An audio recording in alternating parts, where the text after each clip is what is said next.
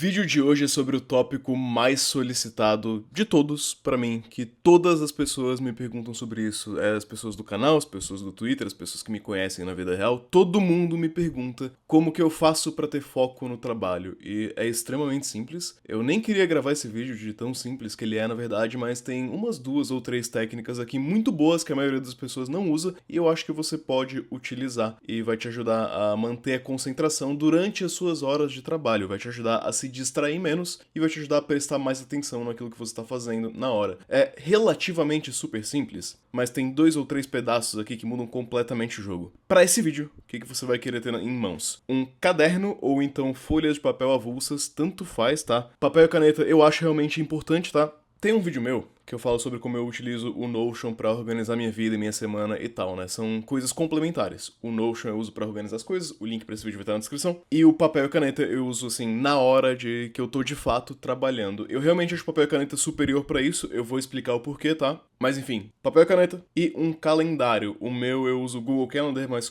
literalmente qualquer calendário funciona, tá? Pode ser um calendário no papel que você desenhou, ou o Google Calendar, ou o Notion, ou qualquer calendário, não faz a menor diferença. Essas são as 2 coisas que você vai precisar. E já vamos para a parte prática? Antes eu vou te falar, né, do patrocínio de hoje. O patrocínio de hoje é a UVP, a maior e a melhor escola de investimentos do Brasil. Você tá vendo esse vídeo para ter mais foco no seu trabalho ou nos seus estudos, né? Porque você tá a fim de ter uma progressão na sua carreira, uma progressão salarial, muito provavelmente. E a partir do momento que você ganhar R$ 4.500, vai fazer muito sentido você entrar na UVP. Com esse salário, já vai ser possível de transformar um investidor em 8 semanas. Você vai aprender a organizar os seus gastos, né? Por isso que é importante você ter uma renda mínima aqui de 4.500, porque, honestamente, se você ganhar menos do que isso, não tem magia que dá pra fazer pra organizar seus gastos. Mas a partir do momento que você ganha isso, vai fazer sentido pra você, que você vai aprender a se organizar para conseguir poupar e investir parte do seu salário, investir em renda fixa, investir em renda variável, em reservas de valor como ouro e Bitcoin, investir internacionalmente no Brasil, nos Estados Unidos, na China, em qualquer que seja o país que você queira investir. E, acima de tudo, melhor de tudo, que não tem risco, né? O aprendizado é garantido se você assistir todas as aulas, emitir o seu certificado e falar, olha, não foi pra mim, não gostei, não sinto que eu tô seguro para investir. Você pode receber 100% do seu dinheiro de volta. Além de todas essas coisas que você vai aprender,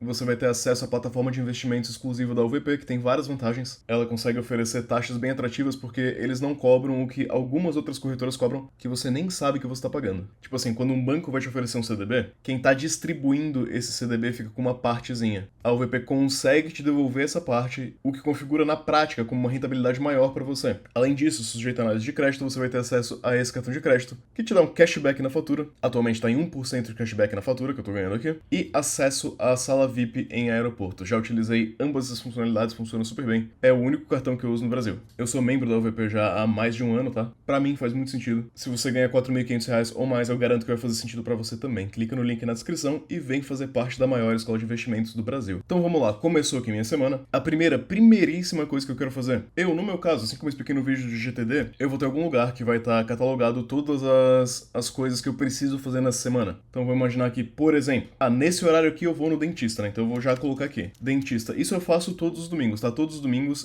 a primeira coisa que eu faço, ou então você pode fazer na sexta-feira anterior, não importa quando, é organizar tudo aquilo que tem horário fixo obrigatório. Então, tipo assim, a gente tem uma reunião aqui de IT Products Review. Essa aqui é fixa, acontece toda a quinta-feira. Supondo que eu tenho um dentista aqui, eu tenho aqui que, sei lá, renovar meu passaporte. Aqui na sexta-feira à noite, vamos supor que eu tenho, aqui ó, Happy Hour. Tô inventando coisa, tá? Tudo que tiver horário fixo vai aqui pro calendário. Essa é a primeira etapa. A segunda etapa é aquilo que não tem horário fixo. Eu definir as tarefas que vão entrar essa semana. Então, aqui eu tenho um template do Notion, que é essa Weekly To-Do List. É a lista de tarefas semanal. Eu vou mostrar primeiro no Notion, que vai ficar um pouco mais visual, a gente vai trazer isso pro caderno. Domingo eu geralmente corto aqui, né, porque não vou fazer nada. E aí, cara, eu vou querer planejar, geralmente, em torno de 20 tarefas. É mais ou menos esse o número que eu busco, porque dá mais ou menos 4 por dia útil. Eu frequentemente trabalho no sábado também, então eu consigo fazer, né, meio que 3 tarefas e meia por dia. E para tarefas importantes, que é isso que eu tô planejando aqui, eu tô planejando tarefas que têm alguma relevância, eu consigo executar umas 20. Então, dessas 20 eu vou separar aqui em categorias, né? Geralmente tem 3 coisas relacionadas ao YouTube, 3 vídeos que eu gravo. Então vamos colocar aqui, né? Vídeo organizar rotina, vídeo DSA, curso resumido, a gente tá gravando isso daqui, e vídeo retenção de conhecimento, né? Eu sei quais são esses vídeos, eu tenho eles planejados e tal. Esses 3 aqui, né? Geralmente eles vão cair num sábado ou num domingo. Então eu vou jogar minhas tarefas pra cá. Claro, porque eu gosto de fazer durante a semana as coisas da empresa, né? Que é quando tá todo mundo trabalhando. Enfim, aqui você começa a listar, como eu falei, mais ou menos 20 tarefas. Mas eu mesmo te falei que eu não gosto de fazer isso necessariamente no Notion, a gente tá aqui só pra ilustrar isso daqui. Às vezes eu faço os dois, né, no Notion e no papel, mas eu vou mostrar no papel como fica, porque eu acho que vai fazer mais sentido a gente fazer no papel. Então dá uma olhada. Ó, tipo assim, você vai jogar as paradas no papel, YouTube, empresa, MVP, modelo, XYZ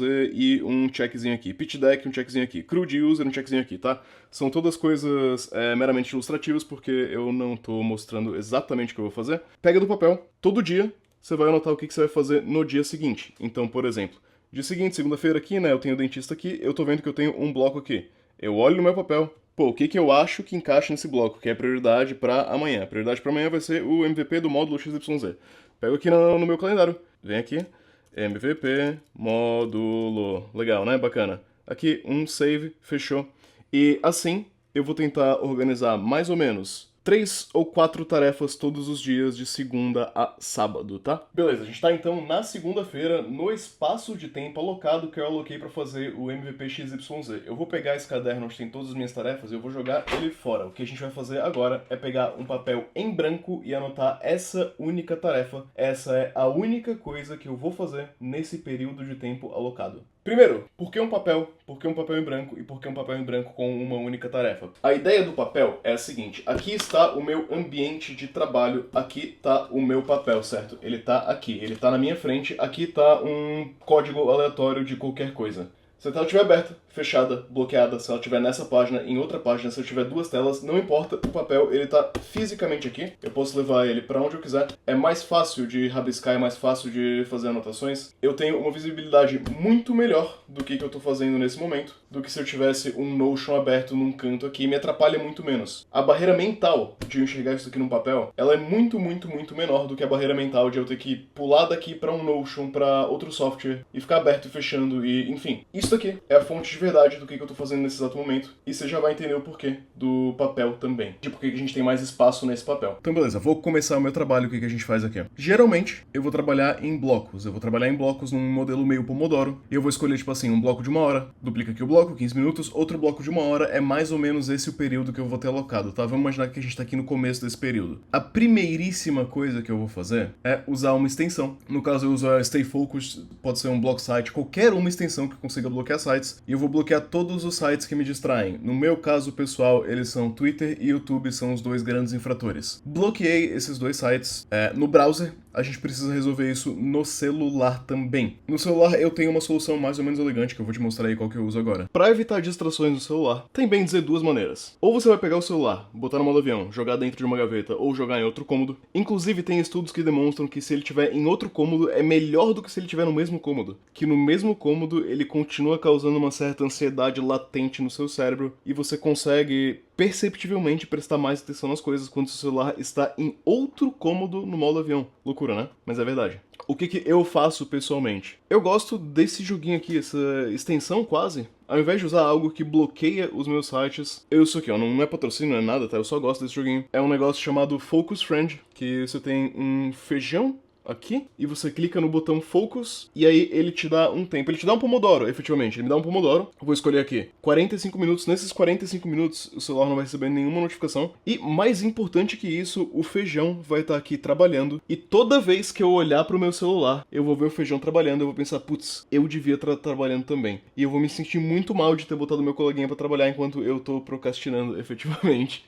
Outra vantagem é que se você clicar em Stop Focus, o feijão fica bem triste. E você não vai querer deixar ele triste, né? Enfim, então o meu celular vai ter a criaturinha aqui trabalhando. Ele vai ficar num canto no quarto, né? Geralmente eu vou jogar ele lá. E toda vez que eu olhar... ele caiu de cabeça pra baixo, infelizmente. Mas toda vez que eu olhar, eu vou ver o feijão trabalhando e vou pensar, putz, eu ia pegar o celular pra ver o Instagram agora, mas ele tá trabalhando. Eu devia estar trabalhando também. Enfim, quando o feijão para de trabalhar, você pode botar um timer pra ter um intervalo. Funciona com Pomodoro, tá? E bom, o que a gente tem agora? Eu tenho um horário alocado no calendário. Eu tenho as distrações bloqueadas no meu browser, no laptop que eu tô trabalhando. Eu tenho as distrações bloqueadas no meu celular. e 2 lembretes que eu devia estar trabalhando agora. Um lembrete é o feijão trabalhando, o outro lembrete é a folha de papel com uma checkbox não checada me lembrando que eu precisava estar fazendo essa exata tarefa agora. Agora a gente tá pronto pra falar sobre o trabalho em si e sobre o intervalo em si. Agora eu tô aqui trabalhando, tô aqui digitando, surgiu um lembrete, caramba, lembrei agora, eu preciso pagar a minha DAS, preciso pagar a declaração do Simples Nacional da minha ME. Caramba, é pra hoje isso, é pra daqui a pouco. O que eu faço? 2 regras aqui. Se essa atividade que eu me lembrei agora demora menos de 1 minuto, eu geralmente vou fazer ela imediatamente no momento que eu lembrei. Se ela demora mais de 1 minuto, a gente vai usar o nosso papelito pra quê? Temos o nosso papel aqui, essa aqui é a tarefa que eu tô fazendo, lembrei, preciso pagar sei lá o que de contabilidade. Eu vou colocar aqui, ó, pagar a DAS, D-A-S. E isso daqui, essa daqui é a coluna de distrações. Então você vai ter a sua coluna de tarefas, que é o que você tá fazendo, a coluna de distrações, que é o que você vai fazer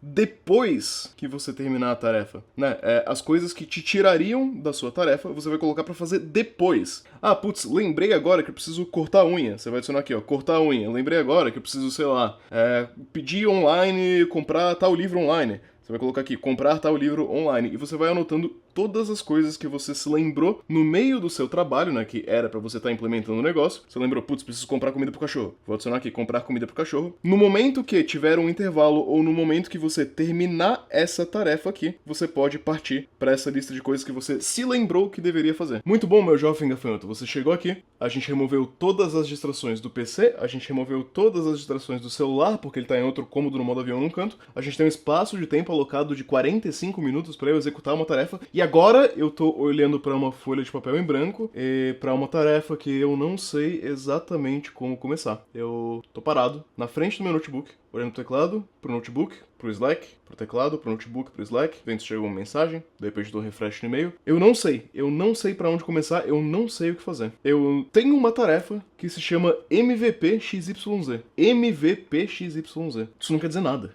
Isso é muita coisa. Por onde que eu começo um MVP? Qual que é a primeira coisa que eu faço no MVP? Qual linha de código? Qual arquivo que tá isso? Quais ações que eu preciso tomar na prática pra transformar isso aqui em realidade, né? Eu tô sofrendo de writer's block. Eu tô sendo bloqueado porque existe uma gama muito grande de coisas que eu posso fazer para iniciar essa tarefa. E essa carga cognitiva muito alta tá fazendo com que eu procrastine e não queira começar essa tarefa. Porque se for uma tarefa simples, como por exemplo, revisar um pull request, você abre ali o GitHub, você revisa o pull request, fechou, tarefa simples. Mandar um e-mail, tarefa simples. Nada complexo aí. Implementar um MVP, cara, tipo, não é uma única tarefa, né? São umas 30 tarefas aqui. Por onde que eu vou começar isso daqui? Bom, no momento, eu tô paralisado porque essa tarefa tem alguns problemas. Primeiro, ela é extremamente mal definida e vaga. Segundo, eu não sei por onde começar ela. Então, vamos corrigir essas duas coisas. A primeira coisa que você vai querer fazer é, se uma tarefa tiver explicada dessa maneira, tipo assim, tarefa A, MVP XYZ. Isso daqui é terrível. Isso daqui é muito grande, é muito amplo, não tem critério de aceitação. Para que isso daqui seja uma tarefa decente, a gente precisa corrigir ela. O meu MVP, no caso, virou, olhem a minha linda letra, sistema que users,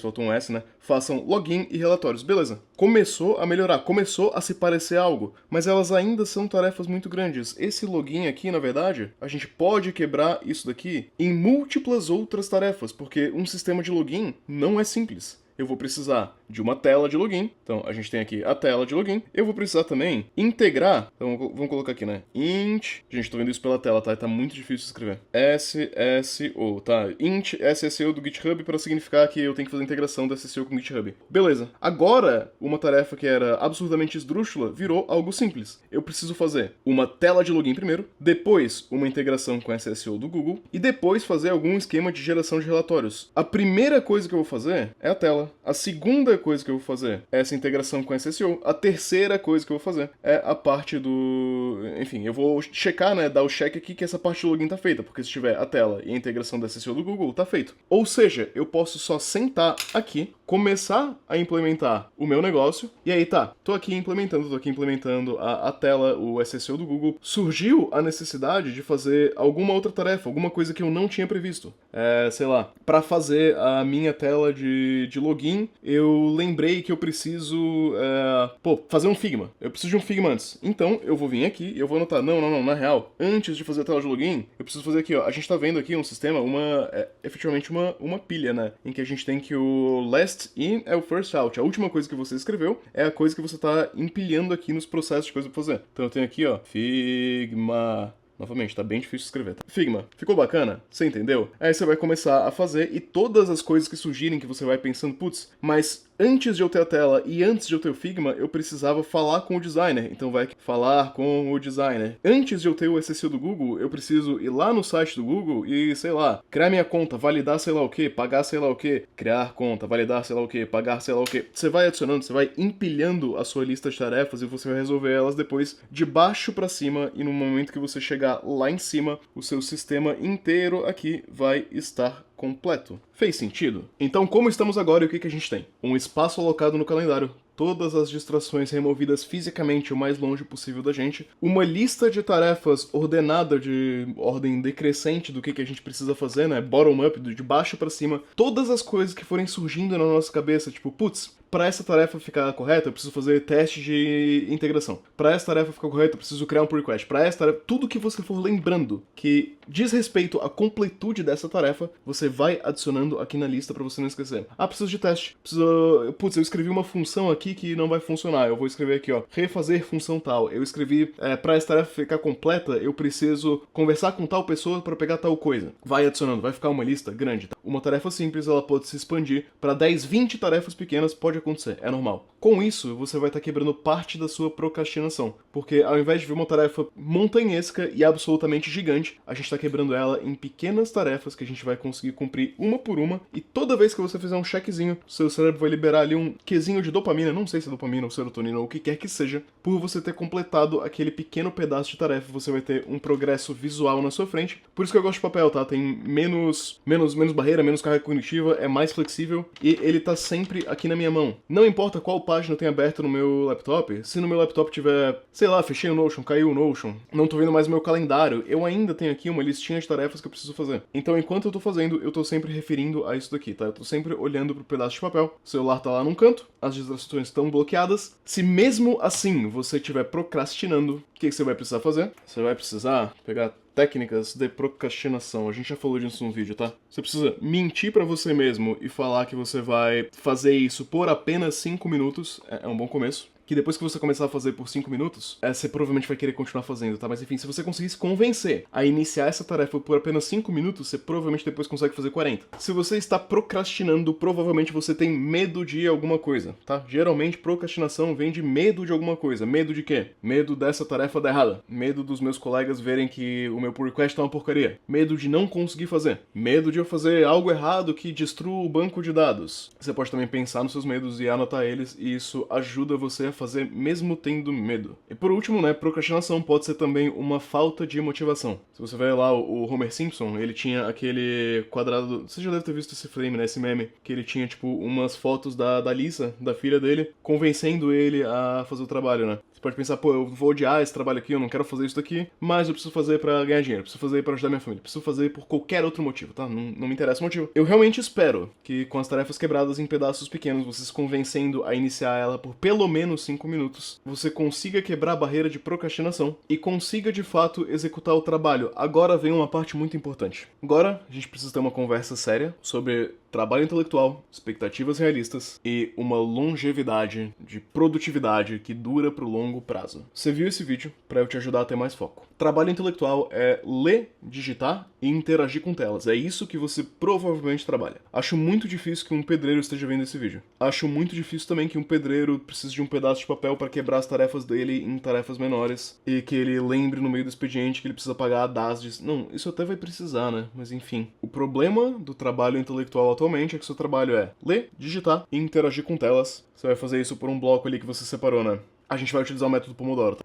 Eu vou estar fazendo isso daqui, como eu falei, né, por 45 minutos, um intervalo de 10, 15, ou por 1 hora, um intervalo de 10, 15. Enfim, eu, pessoalmente, costumo trabalhar 50 minutos e ter uma pausa de mais ou menos 15. Pra mim, é o que tem funcionado bem. Qual que é o problema? A gente vai ficar mais ou menos 8 horas nesse vai e vem, você vai fazer isso por um dia, você vai produzir muita coisa e você vai terminar extremamente cansado. Você vai terminar extremamente cansado por dois motivos. Primeiro, quase ninguém no mundo moderno executa 8 horas de trabalho intelectual todos os dias. Se você faz isso, ou você deveria estar entregando o dobro, o triplo dos seus colegas de trabalho, ou então você é muito improdutivo por hora. Você produz muito pouco nas horas que você está focado, ou então, muito provavelmente, você acha que você tem mais foco do que você tem. Eu, pessoalmente, para trabalho complexo, consigo fazer umas 4, talvez 5 sessões de foco no dia. 4 a 5 horas, contando os intervalos de trabalho intelectual pesado por dia. O resto do dia ainda dá para trabalhar, mas é tipo assim, responder e-mail, monitorar dashboard, participar de reunião que eu tô lá só para mostrar minha beleza. O segundo problema é que você vai tentar fazer isso do nada, né? Você vai decidir amanhã, pô, vou fazer isso daí, vou parar com todas as distrações, vou fazer isso por 8 horas consecutivas. E toda vez que acabar uma sessão de Pomodoro, toda vez que você fizer 50 minutos de trabalho e for fazer 10 minutos de intervalo, nos 10 minutos de intervalo, você vai estar lendo, digitando e interagindo com telas. Você vai estar tentando descansar da mesma maneira com que você trabalha. Um dos motivos pra gente estar absolutamente tão cansado, tão exausto no nosso dia de trabalho, é que quando a gente tá trabalhando e a gente vai descansar, a gente faz efetivamente as mesmas coisas. Olha para as mesmas telas, executa intelectualmente quase que as mesmas tarefas. O seu descanso não é descanso de verdade, e o seu trabalho, né? Se você estiver fazendo as horas de foco aqui que nem eu comentei, excelente. Se você não estiver fazendo, você estiver sendo frequentemente sendo interrompido por ligações, por WhatsApp, por pings no Slack,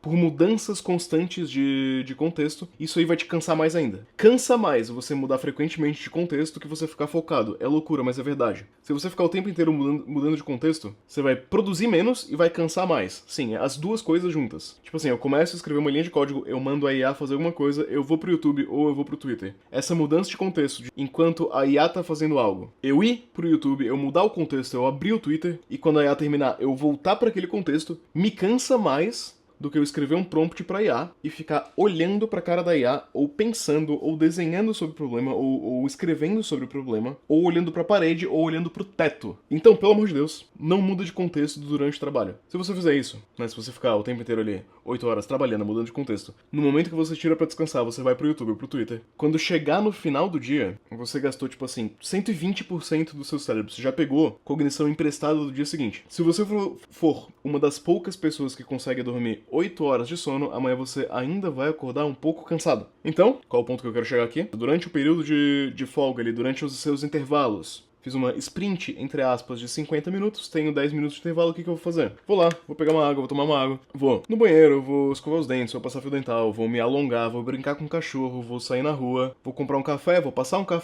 um chá, vou fazer um lanche, vou fazer um misto quente, vou olhar pra parede, vou meditar, vou tirar um cochilo. Infelizmente, tá? Gente, tipo assim, eu gosto muito de ler livro, mas infelizmente, eu não acho que essa é uma boa utilização do seu intervalo no trabalho. Eu acho que é muito parecido com ler, porque você tá trabalhando com código, você tá lendo, você tá escrevendo.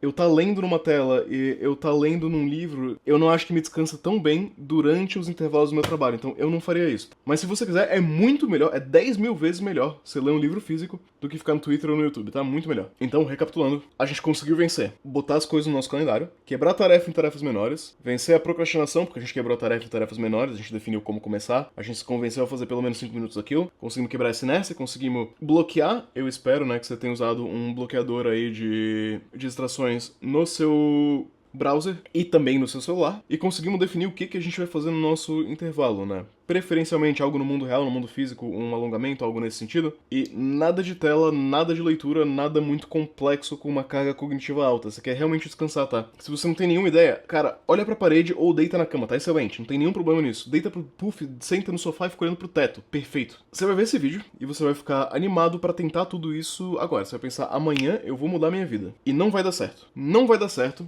porque você não vai ouvir a minha dica de agora, que é a seguinte. Na academia, a gente aumenta a nossa carga progressivamente, né? A gente começa do baixo e a gente vai dificultando com o tempo. Você provavelmente tem 5, 10 anos de experiência em ser um expert procrastinador e você não faz a menor ideia do quanto você consegue produzir se você focar super bem. Você não sabe nem muito bem o quanto tempo ininterrupto você consegue focar numa tarefa. A minha recomendação é a seguinte: de início, você começa tentando fazer períodos de foco de 20 a 45 minutos e um intervalo de 15 minutos. E você não vai tentar fazer isso 10 vezes durante o seu dia. Não vai dar certo, você não vai conseguir, você vai desistir. Começa com mais ou menos, por exemplo, 2 séries de 45 minutos e 15 minutos de intervalo entre elas. Isso vai dar um total de 1 hora e 45. agenda essa 1h45 no seu calendário pra amanhã, e amanhã você faz só isso. 1h45 e o resto do tempo continua trabalhando da mesma forma que você tá trabalhando, tá? Fica com o Slack aberto, fica distraído, abre e-mail, faz sei lá o que você quiser. E eu quero que você me diga, eu quero que você compare. Qual foi o período do dia em que você trabalhou, produziu mais coisas de fato? Foi nessas 2 horas ou foi nas outras 6 horas? Muito provavelmente nessas 2 horas você vai ter produzido mais do que nas outras 6. E aos poucos você vai aumentando esse tempo. Vou fazer, né, agendar pra amanhã. 3 séries de 45 minutos, 4 séries de 45 minutos, 5 séries de 45 minutos, e aí você para. Tu para porque em algum momento tu vai conseguir realisticamente fazer isso 10 vezes em um dia. Só que se você for como eu já tentei. Você vai fazer isso 10 vezes na segunda-feira, na terça-feira o seu cérebro não vai funcionar mais. Você conseguiu fazer um dia muito longo, muito produtivo, e você pegou emprestado a produtividade do dia seguinte. Então se limita a tipo assim, eu traço o limite de mais ou menos 4 horas de bastante foco, tá? 4 horas de bastante foco é o que eu consigo fazer sem comprometer o dia seguinte. E faz isso. É progressão. Vai progredindo a carga que nem na academia. Pega o seu papelzinho, bloqueia as suas distrações. Todos os dias você vai puxar tarefas daqui, vai jogar no dia seguinte no seu calendário pra você fazer. Todas as semanas você vai tentar fazer tipo 20, 21 tarefas.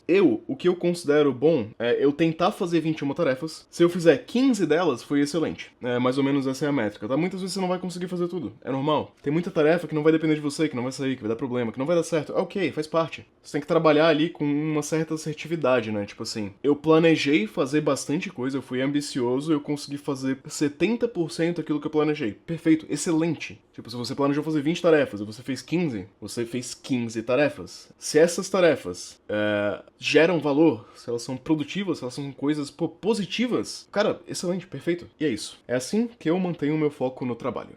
De uma maneira bem metódica. É o que funciona pra mim. E nesse excelente dia, eu posso anotar aqui, ó, que o vídeo está feito. Muito bom, excelente.